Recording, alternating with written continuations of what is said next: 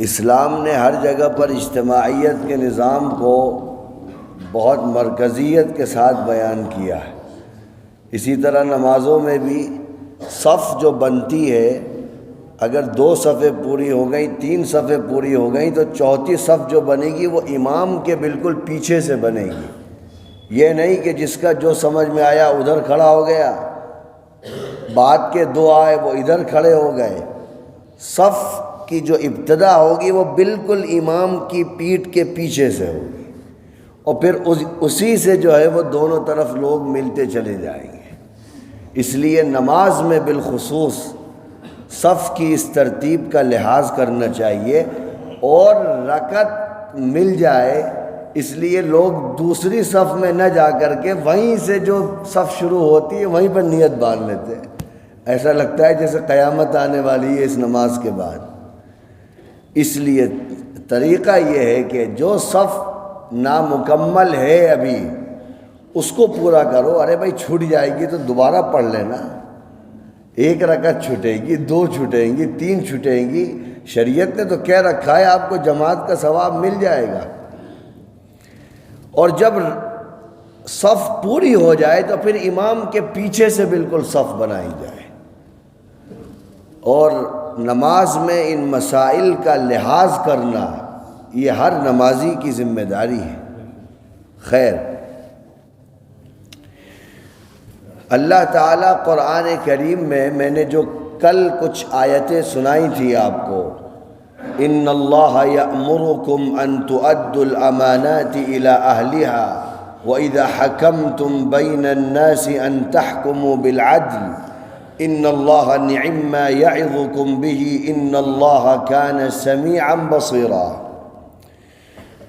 یہ قرآن کریم کی آیتیں اسلام کے سیاسی، سماجی اور اقتصادی اور عدالتی نظام کو بیان کرتی ہیں۔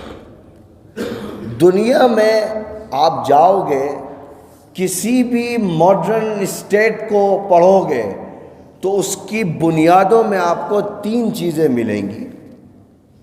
ایگزیکٹو ملے گا، جوڈیشری ملے گی، اور تیسرا کیا ملے گا؟ لیجسلیچر ملے گا، جس کو ہندی میں کہتے ہیں نیائے پالکا، ودھائکا، کاریہ پالکا۔ یہ سسٹم ہوتا ہے کسی بھی ویلفیئر اسٹیٹ کا، پلر ہوتے ہیں یہ۔ آج کل کی جتنی ڈیموکریسی ہیں، ایک پلر اس میں جوڑ دیا انہوں نے میڈیا کا، ورنہ بنیادی طور پر یہ 3 پلر ہیں۔ جو ملک ان 3 پلروں پر کھڑا ہوا ہوگا مجموعی طور پر، وہ ملک خیر اور صلاح کا معیار ہوگا۔ یہ آج کی ڈیموکریسی بولتی ہے۔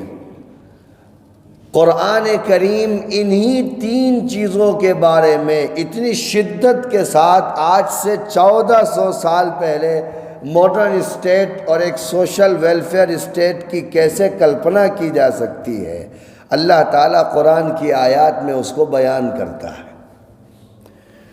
سب سے پہلے بیان کرتا ہے ایگزیکٹو کو۔ یہ آپ کے جتنے پرشاسنک ادھیکاری ہوتے ہیں، ڈی ایم ہے، آئی جی ہے، کمشنر ہے، ایس پی ہے، اے ڈی ایم ہے، ایس پی سٹی ہے، یہ سارے پرشاسنک ادھیکاری ہیں۔ قرآن کہتا ہے ان اللہ یأمرکم ان تؤدوا الامانات الی اہلہا۔ ایک اس آیت کا ایک رخ تو میں نے کل بتا دیا تھا کہ امانتوں میں خیانت نہیں ہونی چاہیے۔ شان نزول بھی آپ کو عثمان ابن طلحہ کا سنا دیا تھا۔ اللہ کے گھر کی چابی کس کو دی گئی وہ بھی بتا دیا تھا۔ لیکن سیاسی اعتبار سے اس آیت کا ایک دوسرا رخ بھی ہے۔ اللہ تعالیٰ کہتا ہے کہ تم امانتوں کو اس کے جو حقدار ہیں ان کو دو، یعنی جو لوگ جن عہدوں پر بیٹھنے کے اہل ہیں ان کو انہی عہدوں پر بٹھاؤ۔ خاندان کی بنیاد پر یا برادری کی بنیاد پر یا دولت کی بنیاد پر کسی کو کوئی عہدہ نہیں دیا جائے گا۔ اسلامک نظریے کے مطابق کون کس کا باپ کیا تھا، اس کے مرنے کے بعد اس کے بیٹے کو اس کی جگہ بٹھا دیا جائے، شریعت کہتی ہے کہ یہ دیکھو کہ اس کے اندر وہ قابلیت اور صلاحیت ہے یا نہیں۔ اگر قابلیت اور صلاحیت نہیں ہے تو وہ کسی کی بھی اولاد ہو، اس کو باپ کی جگہ پر بٹھانا یہ شریعت کے ساتھ میں ایک مذاق کہلائے گا۔ جتنے عہدے لوگوں کے درمیان میں دیے جائیں، پہلی بنیاد پر یہ دیکھو کہ وہ میرٹ پر ہیں یا نہیں ہیں۔ خاندان اور قبیلے تو نہیں چل رہے ہیں، کسی کی چودراہٹ تو نہیں چل رہی ہے۔ جناب رسول اللہ صلی اللہ علیہ وسلم نے اسی چودراہٹ کو ختم کیا، اور جب اذان کی باری آئی تو بیت اللہ کی چھت پر جس کو اوپر چڑھایا اس کا نام تھا بلال حبشی، ایک حبشہ کا رہنے والا ایک شخص جس کے خاندان کا کچھ عطا پتہ نہیں تھا، لیکن اس کے دل میں ایمان کی وہ شمع جل رہی تھی جس کی بنیاد پر رسول اللہ نے اس روئے زمین پر اذان کے جو پہلے کلمات کہلوائے وہ بلال حبشی کی زبان سے کہلوائے۔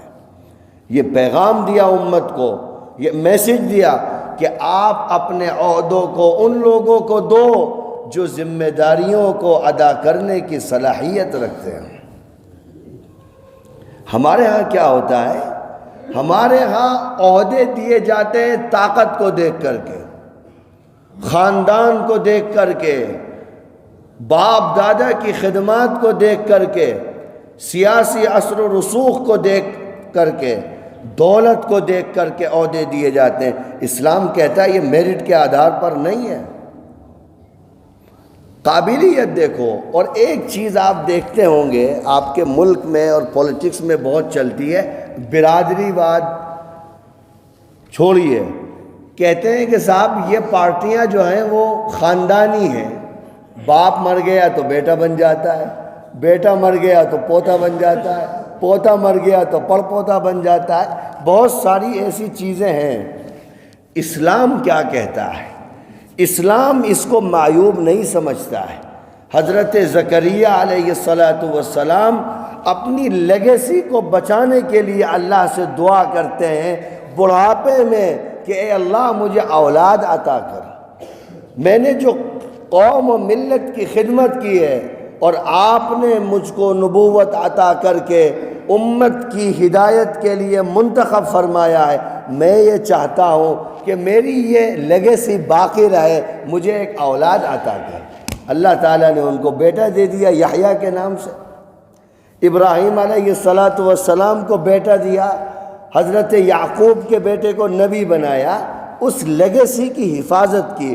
اسلام کے اندر ایک باپ کے لیے اپنی اولاد کو اپنے نقش قدم پر چلانا یا اپنی چیزیں ہینڈ اوور کرنا کوئی معیوب نہیں ہے۔ صرف ایک شرط ہے کہ اس کے اندر صلاحیت ہونی چاہیے، اس کے دل میں تقوی اور اللہ کا خوف ہونا چاہیے۔ اس کے علاوہ اگر 70 نسلیں ایک چیز پر ٹکی ہوئی ہیں تو اسلام کہتا ہے کہ اس میں کوئی عیب کی بات نہیں ہے، کوئی بھی کام کر سکتا ہے۔ بھائی ڈاکٹر کا بیٹا ڈاکٹر نہیں بنے گا تو اور کیا بنے گا؟ وہاں پر عیب ہے جب نالائق اولاد ہو اور اس کے باپ کی بنیاد پر اس کو بٹھا دیا جائے، یہ پوری قوم کے ساتھ مذاق ہے، اور بہت ساری جگہ ایسا دیکھنے میں آتا ہے۔ اس لیے قرآن کہتا ہے کہ نہیں، جو اہل ہیں جس ذمہ داری کے انہی کو دو، ان کے خاندان کو دیکھ کر کے ان کو عہدوں پر مت بٹھاؤ۔ اور دوسری بات جوڈیشری کی، فرمایا وَإِذَا حَكَمْتُمْ بَيْنَ النَّاسِ أَن تَحْكُمُوا بِالْعَدْلِ، اور اے لوگوں ذرا غور سے سنو، جب فیصلہ کرنے بیٹھو سماج کے بیچ میں تو کسی کی طاقت کو دیکھ کر کے فیصلہ مت کرنا، بلکہ انصاف کو بنیاد بنا کر کے فیصلہ کرنا۔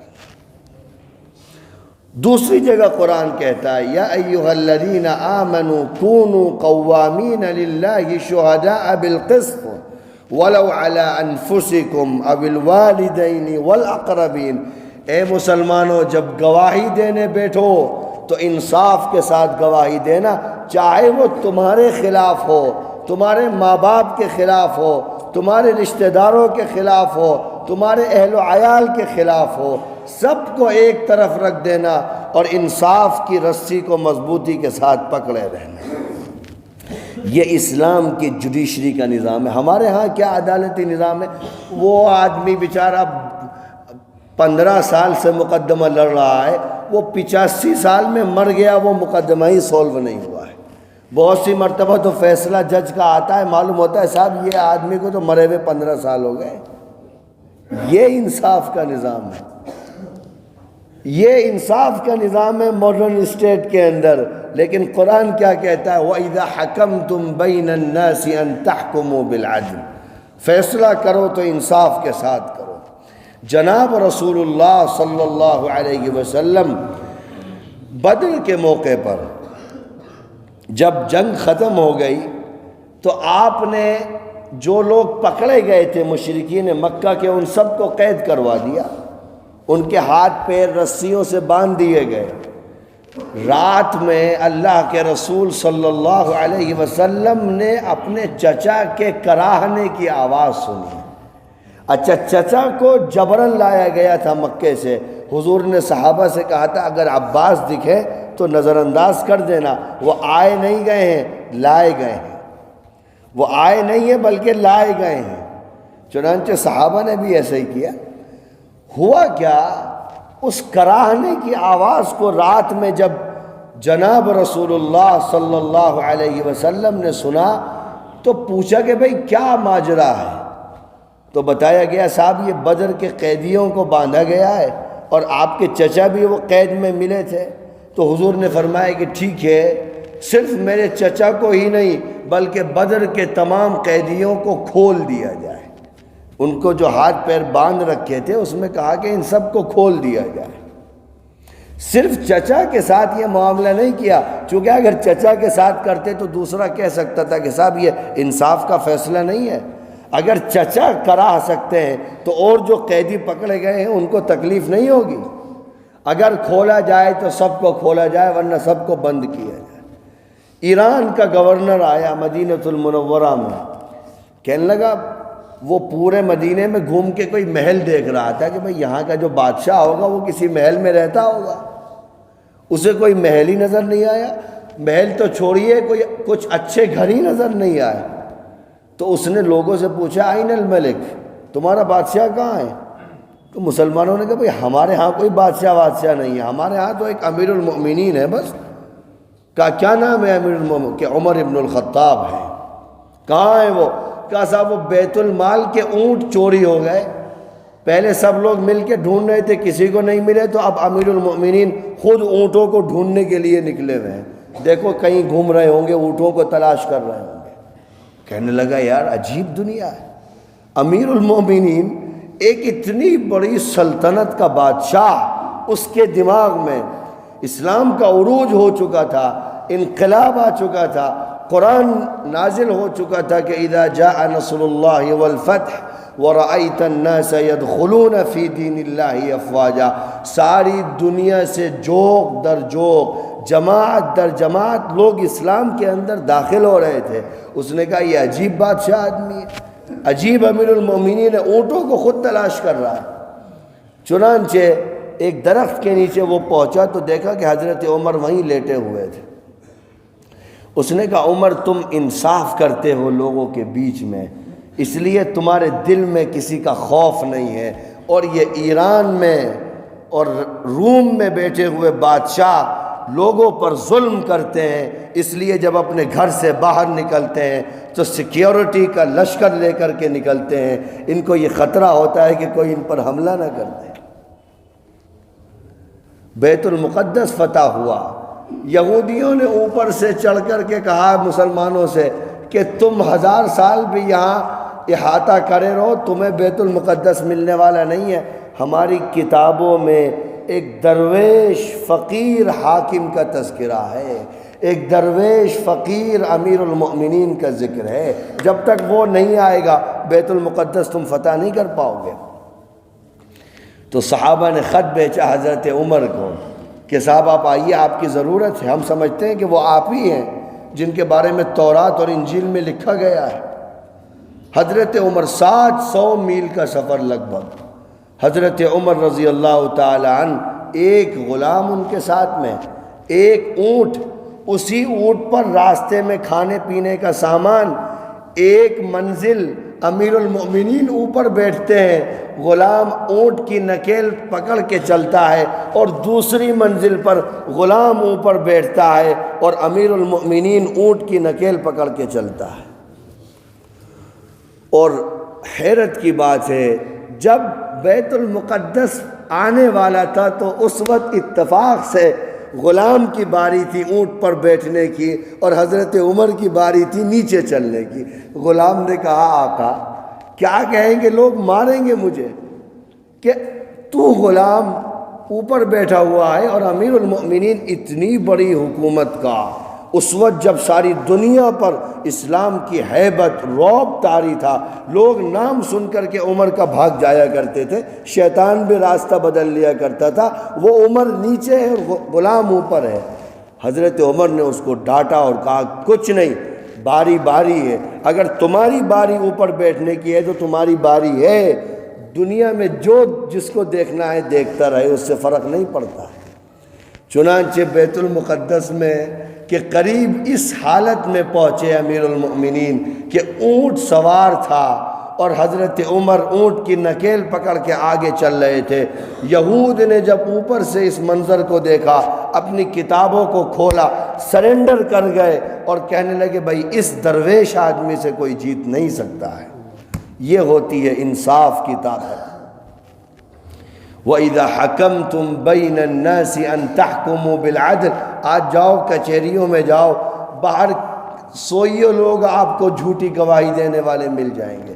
آج تو انصاف کچھ دولت کے ٹکوں میں بکتا ہے، لوگ انصاف کو بیچ دیتے ہیں۔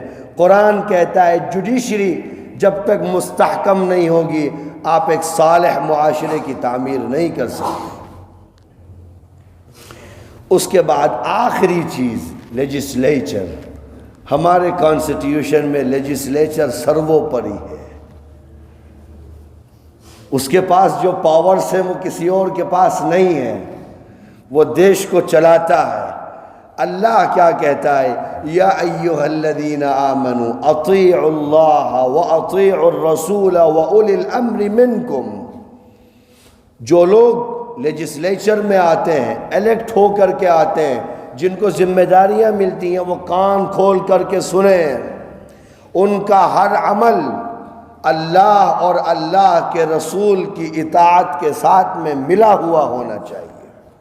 اگر ان کا کوئی عمل، حضرت ابو بکر نے کیا تقریر کی تھی خلیفہ بننے کے بعد؟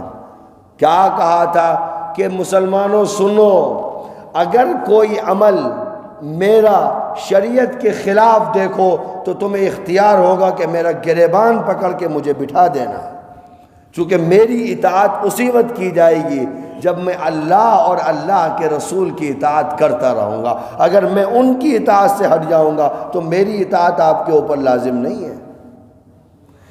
تو قرآن کہتا ہے لیجسلیچر کا کام یہ ہے کہ وہ ہر مسئلے میں اللہ اور اللہ کے رسول کی اطاعت کرے۔ کیا مطلب؟ کہ کوئی بھی مسئلے میں قرآن اور حدیث کیا کہتی ہے اس کو بنیاد بنائے۔ جب اس کو بنیاد بنائے گا تو پھر سماج کو اور معاشرے کو فساد سے محفوظ کیا جائے۔ ہمارے ہاں آج کل شرعی عدالتیں ہوتی ہیں، لیکن لوگ وراثت کا جھگڑا ہو، شادی بیاہ کا جھگڑا ہو، یا کسی اور چیز کا اختلافی مسئلہ ہو تو شرعی عدالتوں میں نہیں جاتے ہیں، کیونکہ ان کے پاس پاور نہیں ہے۔ اپنے احکام نافذ کرنے کی پاور نہیں ہے، پاور تو انہی عدالتوں کے پاس ہے، چونکہ ان کے پاس پولیس بھی ہے، نوٹس دینے کی طاقت بھی ہے۔ اب شرعی عدالت میں مفتی صاحب آپ کو نوٹس دیتے رہے، اس کی کیا حیثیت ہے؟ آپ جواب نہیں دیجیے گا تو مفتی صاحب تو آپ پر FIR نہیں کروا سکتے ہیں، ان کو رائٹ نہیں ہے، پاور نہیں ہے، چونکہ اسلامی حکومت نہیں ہے۔ اس لیے قرآن کہتا ہے کہ بھائی وہاں مت جاؤ، تمہیں تو اللہ نے مستقل کانسٹیٹیوشن دیا ہوا ہے، قرآنی آیات کی صورت میں احادیث دے رکھی ہیں، یہاں پر آؤ، اللہ کے دین سے مسائل کو حل کرو۔ اگر خدا کے دین سے مسائل کو حل کرو گے تو پھر دنیا میں بھی کامیاب ہوگے، آخرت میں بھی کامیاب۔ لیکن ہمارے مسائل کا حل اللہ کے دین کے علاوہ دنیا کی بکنے والی عدالتیں ہوتی ہیں، جہاں پر گواہی بھی بکتی ہے، انصاف بھی بکتا ہے۔ اس لیے ماڈرن اسٹیٹ کے ان 3 پلرز کو ہر مسلمان کو پڑھنا چاہیے، اور یہ اس لیے آپ کو سناتا ہوں کہ آپ اپنے دماغوں میں اس کو رکھو، جب کرٹیسائز کیا جائے آپ کے ریلیجن کو، آپ کے مذہب کو، تو آپ کہو کہ تم جس ڈیموکریسی کی لولی لنگڑی ڈیموکریسی کی بات کرتے ہو، اسلام نے 1400 سال پہلے اس ڈیموکریسی کو نافذ کیا ہے دنیا کے اندر۔ اور آخری بات سنا کر کے ختم کرتا ہوں، اس سے بڑا انصاف کا معیار کیا ہو سکتا ہے کہ اللہ کے رسول صلی اللہ علیہ وسلم کائنات کا سب سے عظیم انسان مسجد نبوی میں بیٹھتے ہیں، تمام صحابہ کو جمع کرتے ہیں اور اعلان کرتے ہیں کہ اے مسلمانوں، اگر کسی کے میرے اوپر پیسے ہوں تو بتائے، میں اس کے پیسے دینے کے لیے تیار ہوں۔ اگر میں نے کسی کے اوپر ظلم کیا ہو تو آئے وہ مجھ سے بدلہ لے، میں بدلہ دینے کے لیے بھی تیار ہوں۔ میں نے کسی کے ساتھ کوئی زیادتی کی ہو تو آئے، میں ہر چیز کا سامنا کرنے کے لیے تیار ہوں۔ یہ طاقت ہوتی ہے حکومت کرنے کی، یہ اقتدار کا نشہ نہیں ہوتا ہے کہ کائنات کا سب سے عظیم انسان لوگوں کے بیچ میں بیٹھ کر کے احتساب کی بات کرتے ہیں اور کہتے ہیں کہ اگر میں نے تمہارے ساتھ میں کوئی زیادتی کی ہے تو آؤ بدلہ لو، میں اپنی چیزوں پر بدلہ دینے کے لیے تیار ہوں۔ یہ انصاف کو وہ معیار ہوتا ہے جو لوگوں کے درمیان میں فرق کو ختم کر دیتا ہے اور انسانوں کو ایک نگاہ سے دیکھتا ہے، چونکہ قرآن بھی یہی کہتا ہے، یا ایھا الناس انا خلقناکم من ذکر وانثی وجعلناکم شعوبا وقبائل لتعارفوا ان اکرمکم عند اللہ اتقاکم۔ تم میں اللہ کے نزدیک تو وہ مقرب ہے، معزز ہے جو زیادہ تقوی کو اختیار کرنے والا ہے۔ جو جتنا بڑا متقی ہے اللہ کے نزدیک وہ اتنا ہی بڑا ہوا ہے۔ بقیہ یہ برادری، دولت وولت، یہ سب قبر سے باہر رہنے والی ہے۔ قبر کے اندر جب فرشتے آئیں گے نا اور پوچھیں گے تمہارا رب کون ہے، تو پہلے یہ نہیں کہیں گے کہ اچھا صاحب آپ کی برادری یہ ہے تو آپ سے تھوڑا کم سوال ہو جائیں گے، آپ کی برادری وہ ہے تو 3 کے بجائے 6 سوال ہو جائیں گے، آپ کے پاس بڑا پیسہ تھا تو ایک ہی سوال میں نمٹ جاؤ گے۔ وہ سب سے ایک ہی سوال ہوگا، ایک ہی طرح کا ہوگا۔ اس لیے انصاف کو اور قرآن کے نظام کو سمجھنا چاہیے، اور ہم سب لوگوں کو اعمال میں ایک دوسرے سے سبقت کرنی چاہیے۔ اللہ تعالی ہم سب کو عمل کی توفیق عطا فرمائے۔ وآخر دعوانا ان الحمد للہ رب العالمین۔